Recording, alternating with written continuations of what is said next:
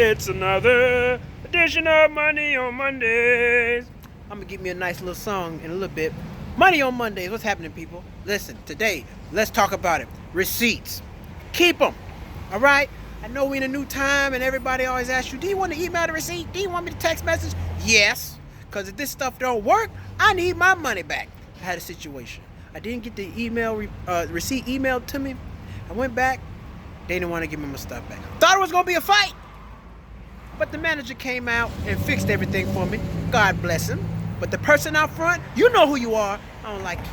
But listen, if you lose the receipt, you can't get your money back. When you go buy like products from like Best Buy, places like that, you know you got to keep the receipt. They're not taking nothing back. And then they got this restocking fee. You don't want to deal with that. Keep your receipts or you're going to lose your money.